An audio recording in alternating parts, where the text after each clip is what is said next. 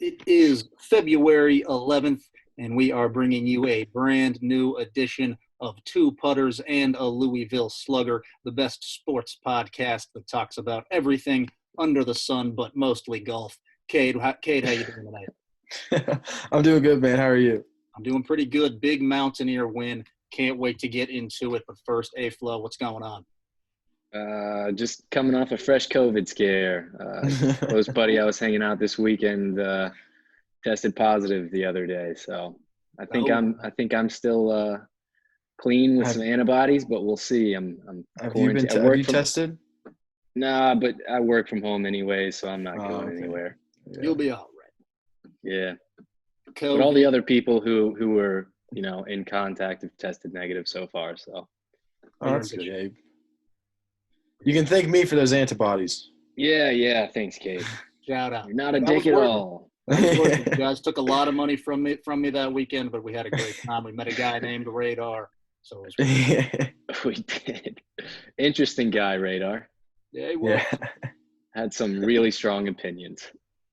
I'm sure he loves Fox News. You think he could play? You think he's a good player? I bet he's nasty. Yeah. Dude, if you're over the age of 50 and live at Glade Springs, you got to be nasty. I bet he was one of those guys that has one of those really weird and awkward golf swings, but still shoots a 75 from the gold tees. It's been my goal for my entire life to be one of those guys because I just have a weird swing. Yeah, you have the first part down for sure. Yeah. All right, let's get right into it. WVU going on the road to Texas Tech last night and pulling out a huge top 10 win. What'd you think about how the Mounties played the other night? I mean, I think it was one of the most complete games we played. We had, Culver in foul trouble, and especially in the second half, 4 fouls for the majority of that half. Taz didn't even play. And then McNeil came out and just shot. I mean, he was 5 for 7 from 3? Yeah, 23 points. Out of nowhere. I mean, it was great to see. We shot the ball well. We played good defense, even with some of our best guys out. So, and we actually moved the ball on offense in the half court setting. It was great to see. I mean, I was very impressed. Plus, we got a show at the end with a little slide on the floor from the coach, putting on a show for the fans. There were 5,000 or something there in Lubbock. It was good to see. And he dapped up Hugs. He's my second favorite coach in college basketball now, behind Bob Hugs. Yeah, that was pretty great. Yeah. Cade, what were your impressions of this West Virginia team that can actually make shots? I haven't gotten tired of it yet, and I don't think I will. How long have you been dreaming of this? Yeah, since 2003, I'd say. They finally take it from practice. They've been wet in practice. We saw it. Go ahead. I was going to say we got a taste of it in the Richmond game where we were just lights out. Or we were 70% from the floor in the first half, and then rest of the season it's not been the same. But you know what the problem was? Sheboy. What's that? Oscar Sheboy. Absolutely. Yeah. Definitively, without a shadow of a doubt, we're better without him. There was an announcer who made that call too. He was like, "This team is much better without Oscar Sheboy." So, I think there's some truth to it. Yeah, 2 big men doesn't work out at all. Do you think that Chris Beard's meltdown at the end of the game is instantly one of the best in the history of sports? Yeah, at least to my recent knowledge. Yeah, I mean, I haven't seen anything like that in a while. Because he hits the deck, but then Austin, like you mentioned, the acknowledgement of respect to one of the best to ever do it, one of the best to ever complain to referees. First off, and Bob Huggins, he's very skillful in that himself, and I just thought that was beautiful. It was poetic in a way. It was great. It was. Moving forward, we got Oklahoma in Motown on Saturday. We've had a lot of trouble with the Sooners. They're a really solid team. Cade, how do we keep it rolling? Well, it's in Morgantown. I think we're allowing more fans into the games, about 1,000. So I guess that'll help 2,800, but no more for the press. Tell me if that makes sense. Okay. We got 12 socially distant spots. So, I mean, we should have beat them the first time. I think if we do what we did last time – well, no, we were down a lot, weren't we? Yeah, we came back late. We were down 18. Yeah. The last, 10 minutes of the second half is how we need to play the whole game. And is Taz back? I haven't heard. I don't know. What was this? Was it a neck problem, I think? I don't know. And I think he was like a late scratch. Oh. I think he was questionable until right up to tip. He better fucking play because I don't think McNeil's going to drop 20 again. Yeah, I think that's a rare showing. Yeah. Yeah. He's got it in him. But I don't know, maybe he turns into Jimmer Fredette, keeps it rolling all the way through March, and the whole nation finds out who Sean McNeil is. I mean, to be fair, he does put up shots that he rarely he puts up crazy shots all the time. He pulls. 10 feet behind the 3-point line and shit like that. It was just the fact that they were going in this time. So yeah. Yeah, he's going to keep shooting. It's just his percentage is not going to be that high. Yeah. If he makes 3 of those a game, it's going to make a difference. So I want him to keep shooting, but I don't want him to shoot as many crazy shots. Yeah, I mean, I like seeing him shoot because it's all confidence, which, I mean – yeah. It's really fun to watch, but the part that's not so fun to watch is when it hits, the backboard first or something. You can't say that he doesn't have confidence. Yeah, that's true. I mean, I like to see him at a bar or something. Go up to the hottest girl and see what he says. I bet he's got some good pickup shooting lines. A shot for sure. Yeah, that's true. He's not afraid to do that. Yeah. I did like that he actually took it to the rack a couple times, and yeah, he's got to do that more. On our team do that. Deuce. Yeah, pretty much deuce. I mean, if Taz does, he's pulling up mid-range. Culver does work in the paint. And Deuce he's one of the best guards in college basketball, hands down. Absolutely. Better than Mac McClung, better than Austin Reeves. Yeah. I say that without hesitation. Yeah, I agree. I mean, he came out. He was hitting some insane shots, just right in people's face in that second half. He can go to the rack. Out of the gate. He's got a float game. He's got a pull-up game. He can hit the 3. Great score. He's quick. He's so quick. He went full speed on one. Full court drive basically, and he got fouled, missed the shot. But I mean, it was some real speed out there that I haven't seen. You don't really see in basketball players that often. It was cool. And apparently, he's our best quarterback at the school. I'm down. I would love it if Deuce suited up this year. Yeah. Just taught Daggy how to play football, just a little bit. Daggy's got to get out of town, and Deuce McBride, I think, should suit up and play quarterback. I agree. Isn't Kendall in the transfer portal now? Is he not? Is he not done playing college football? I think he's in the transfer portal. He's got to be really old at this point. Yeah, wasn't he a grad transfer to begin with? I think so. Yeah, I'm almost positive he's in the transfer portal. Probably going to fucking Wheeling Jesuit or some shit. He got a big head after the miracle in Memphis in the AutoZone Liberty Bowl. The Mountaineers, we're going to play Oklahoma. It's a tough game. It always is. Let's hope. Let's go ahead and throw a prediction out there. Why not? I'm taking the Mountaineers as always. 81-76, another good offensive performance. Deuce does what he does, and then Taz plays and has a good game as well. Cade, what you got? I think we're gonna win by more. I'm thinking 72-59. Solid. We just wear them down. Defense shows up. Mm-hmm. Got you. Really just rebounding, I think. If we get the rebounds, because that's what we've been failing at a lot. Just often we give up so many offensive rebounds and second chances, it's ridiculous. Yeah, I guess that is what you lose with Oscar. Derek's kind of the only guy banging down there, especially with the Isaiah Cottrell injury too. But I mean, he's good for 12, 13 of them a game himself. Mm-hmm. Hey, Flo, what you got? I'm going to go WVU as well. Let's say 80-85.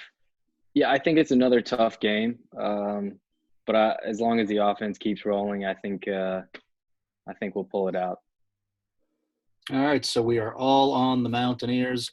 Let's go ahead and talk about the Super Bowl the other night, the Tampa Bay Buccaneers and Tom Brady pulling out the dub in dominant fashion.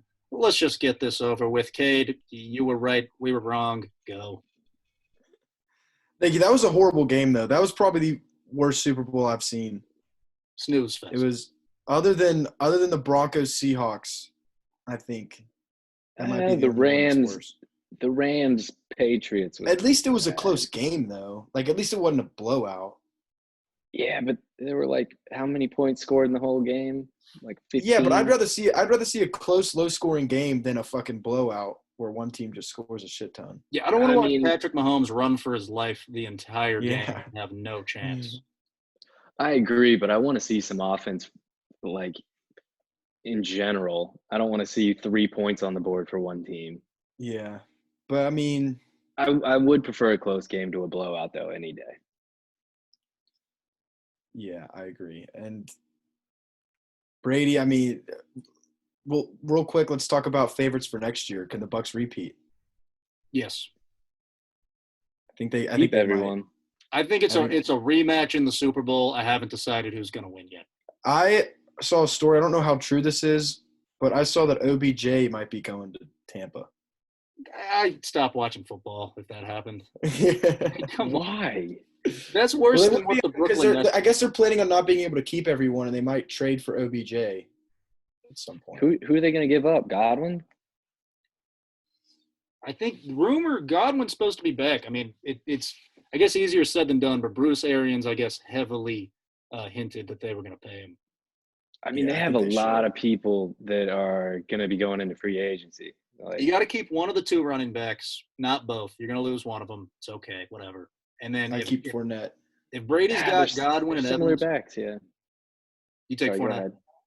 Yeah, I definitely keep Fournette. The way he played at the end of the season in the postseason was ridiculous. Yeah, especially in that Super Bowl game. A couple big runs. Well, yeah, he came up big. I think if Brady has Evans and Godwin, though, they got a chance. I think that's the most important thing is locking down that duo. Yeah. But, I mean, if you get OBJ, you might not need at least one of them. Probably Godwin, so you can still keep that red zone threat. Yeah, and then, I mean, I guess you could give AB a little bit of money, too, if you need another receiver. I don't know if OBJ is better than Godwin. Like, I don't know if I'd want to do that if I was Tampa. He's not better than AB. He's not better than any of them. He's smoke and mirrors. He made a great play a few years ago, and that's what he's remembered by. Like, he's a great player unless your goal is to win football games. Otherwise, he's a great receiver. Yeah. Like, what? If you only throw the ball to him every time in a game, yeah, he's a great receiver. If you keep him happy, you'll love him, but you won't love your record. No, but I mean, that's just your record. I guess it doesn't matter that much. I mean, the Giants didn't care about their record, so that makes sense. Well, they didn't need a good record to win a Super Bowl, so that's just not that's just not what they do. Yeah. Good records are overrated to the New York Giants. But we'll see, Cade. Good call. What was there some intuition going in? Did you just have a feeling, or was it just a good guess? It's kind of a perfect storm of all three. You don't want to bet against the Chiefs, but I don't know. I just figured Tom Brady in a Super Bowl is pretty much unbeatable. How'd you make out bets wise? Terrible. I put in a huge parlay. The over didn't hit because the Chiefs can't fucking score. Patty Mahomes didn't get over 330 passing yards. Tom Brady didn't get over 290 or whatever. So I lost some money for sure, but Austin, I was right about who won the Super Bowl. I live in a state that gambling on sports is not legal, so no, I put no money down. Damn, and I don't have a bookie or anything. So that's crazy. I didn't know that. Yeah. North Carolina? North Carolina. No sports gambling. That state makes the list of ones I don't want to go back to now. Good Super Bowl parties? It's pretty – yeah, I didn't have a party. I just made some snacks and drank a couple claws. Poured one out for the goat. Good shit. But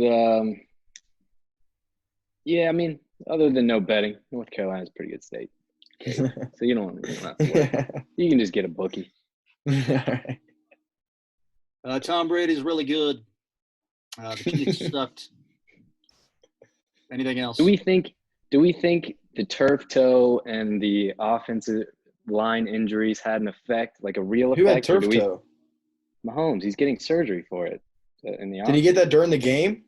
No, he's had it. He's been fighting it for a while. Or do we think it would be a similar outcome if they had a healthy offensive line and a healthy Mahomes? I don't think it'd be 31-9. I think Bucs still win. But the Chiefs probably would have scored a touchdown. I mean, that the Bucs defensive line was getting to Mahomes almost every play. Like, it was ridiculous. Yeah. But he also couldn't find anyone down the field to throw to. Normally that's like, his jam. He gets out of those situations and just finds someone. But how about that drop? Big drop. One that was right here. On the goal line, kind of that last chance situation there. Maybe they could have crept back into it. There were a few drops throughout that game, but yeah, that one was. He almost made a couple of hero plays too. I was rooting for him on those two, where he was parallel to the ground and just fucking chucked it. It was insane that he threw that ball like 15, 20 yards. Yeah. Literally just a flick of the wrist. Yeah. It's unbelievable. But he'll get more cracks at it. Just he needs to know not to mess with Brady. I mean, Peyton Manning spent most of his career losing to Tom Brady. It's okay. A lot of people do it. Yeah. It's not a big deal. All right, so let's you guys good on the Super Bowl? Anything else you want to add about Tampa, Tom? Other than Gronk's the best tight end in league history, that's about it.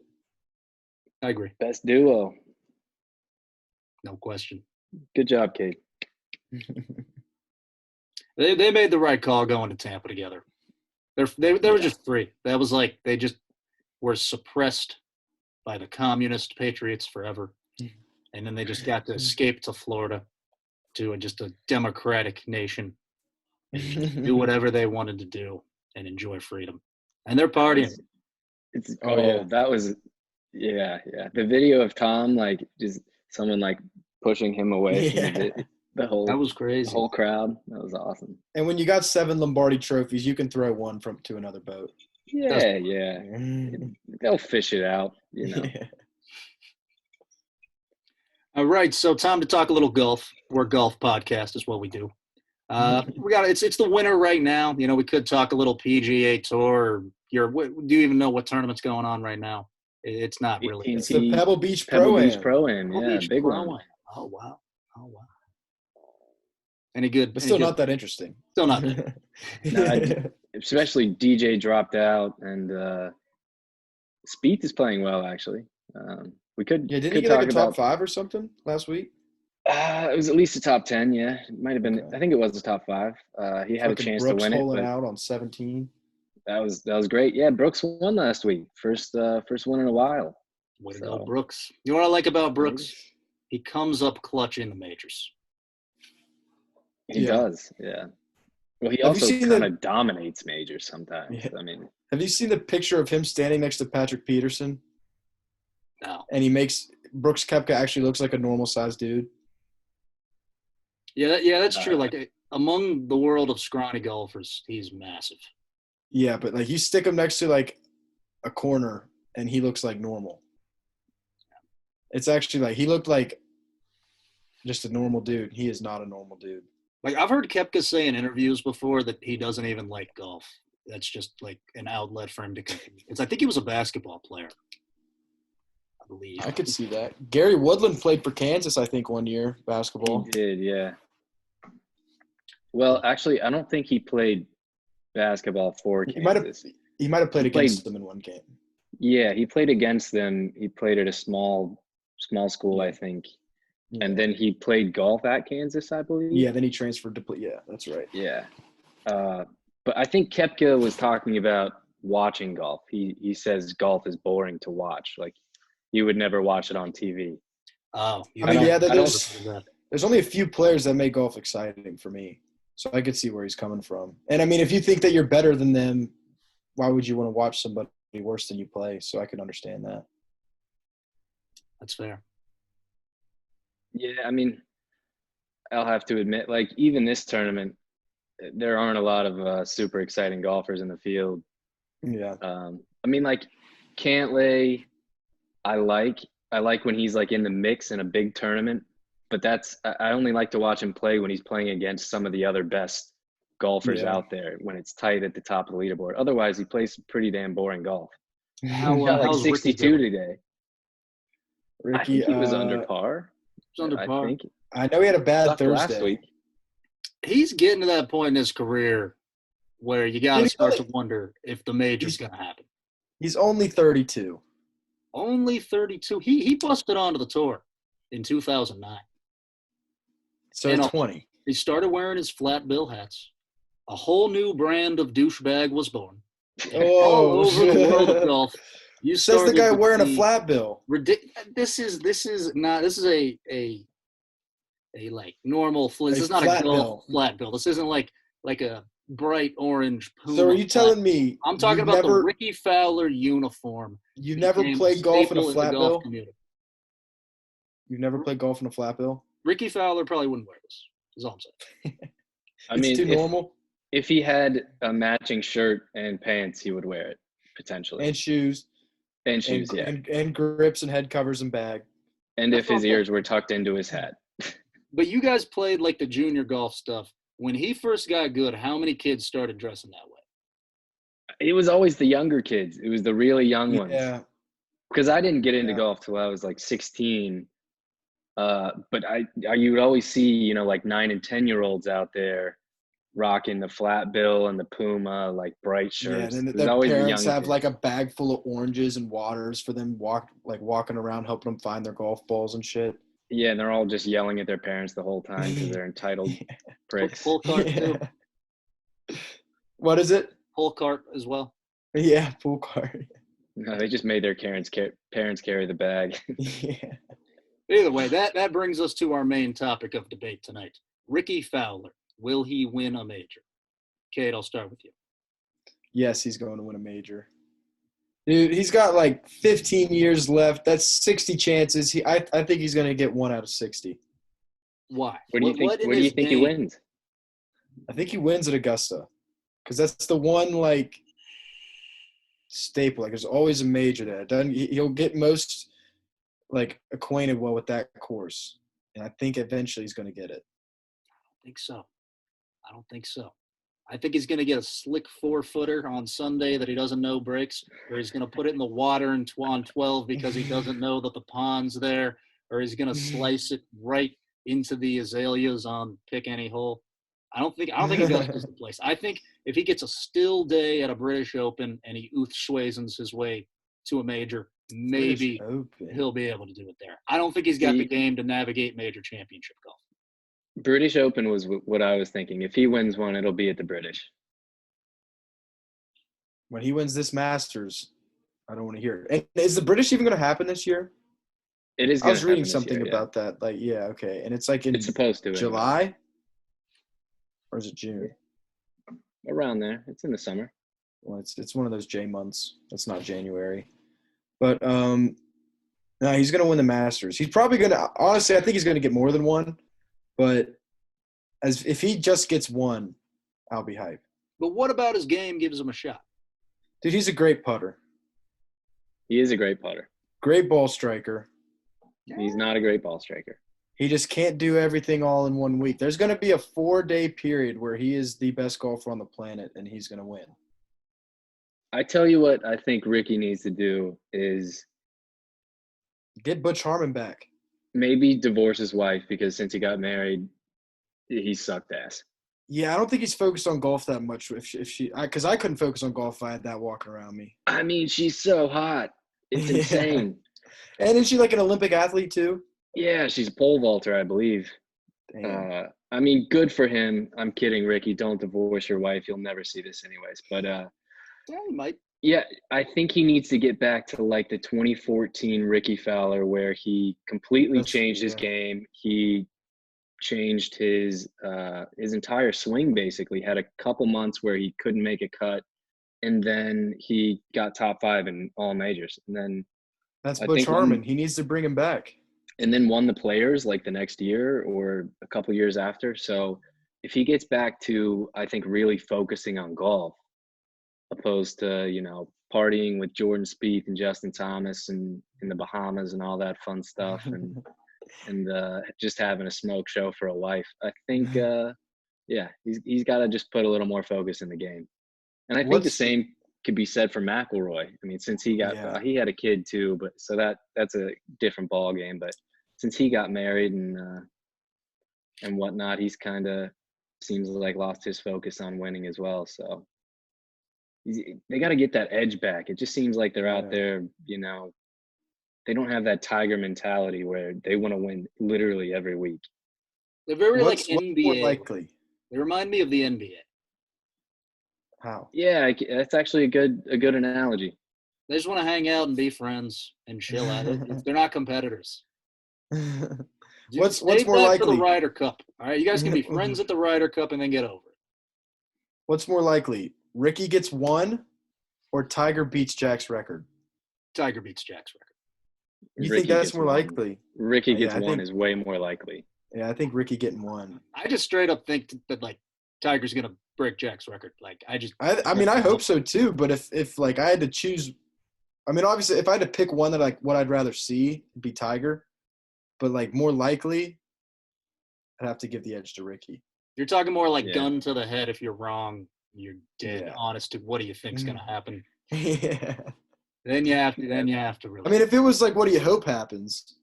I'd definitely go with Tiger. But agreed. Do we think McIlroy gets 4 more majors or Ricky wins 2? I'd say Ricky winning 2. McIlroy for 4 because he's got the game to do it, and he's clutch. Dude, so does Fowler. Fowler's been like a number 1 player in the world. But McIlroy's been there like a lot and consistently. There's years he just doesn't pull out big. Ricky has not been a number 1 in the world before. I think in 2014, I think he got to 1 for like a little bit, maybe 2. Rory was at 1 pretty recently for a while, wasn't he? Yeah, I think 2 years ago. So like he's always there. He's around. I think that's why he's got the best chance. I mean, I think without a shadow of a doubt, McIlroy could kick it back into gear. And I mean, his game is completely different than Ricky Fowler's. Ricky Fowler can go out there and win like 2 tournaments a year every year if he wanted to. But McIlroy, if he really turned it on, more complicated than that. He could be like a 4 or 5 a year winner kind of guy, like DJ and Justin Thomas have been, 4 or 5. He has that kind of. Yeah, they've had seasons like that. Even Jason Day had a season like that. Dude, that's tough though. That's tough. I'm not saying every single year. But I don't know if he's going to do that another time, like once. He might not. I'm just saying it like between the two, he has the guns and just the talent to take over a tournament more so than Ricky does. Like he's definitely more talented than Ricky. I'll give you that for sure. And he absolutely destroys the ball compared to Ricky. So like if he's driving the ball well, Ricky's hitting a 7-iron, he's hitting a wedge or a 9-iron. So it makes a difference when you're dialed in. But Ricky is a better putter. He's a putter on tour, or at least one of them. Rory McIlroy is a better shot maker, though. Like, he's better at pulling that big shot out late down the stretch on Sunday to win a major. Like, he's not afraid of the moment. Ricky Fowler still hasn't proven on golf's biggest stage that he can do that. He finished top 5 all the majors. But he didn't win. He didn't win. The question is can he win? Is he going to win one? We haven't seen that he can do what it takes in a major championship. Well, actually, 2 of those majors was because Rory, like the British Open, Rory blew away the field that year. And then the PGA that year, Rory won by like 2 or 3 shots. So. That was a heck of a PGA. I remember that one. Ricky played well. finished in the dark. That was awesome. Yeah. Louisville. But what is it? I think it wasn't it in Louisville. It was in Tennessee. It was at Valhalla. Nice. Yeah. Ricky Like to Fowler. play there someday. Heck of a player. Now I just want to get out there. I just want to play golf. Period. Yeah. Yeah. I And there's actually like went 8 to the inches of range. snow on the ground here. It's fucking awful. It really is. Oh, that sounds terrible. Well, if you come down here, it's like actually today it's like 40 and rainy. Don't come down here. But played 2 it days all. ago, I went to the range because it was 65. You know what I did on my first shot? Shame. Dead shank. Oh God, almost hit a person. It was really bad. Yeah, I can't even imagine what it's going to look like when we get out there. But we're gonna Yeah, we're it's gonna be all out there ugly. though. All I know is that I'm gonna take your money again, Mike. We're going somewhere that is You can just bet on that. grass and nothing else. No woods, no bushes anywhere. Either that, or I don't know. Maybe I can get some more top flights. Get the buckets. That's the way to go. That lasted me about. But hey, Get some MSPs. MSP. Y'all got anything else? Think I'm good. And that does it. This has been another edition of Two Putters and a Louisville Slugger. Have a good night. Peace.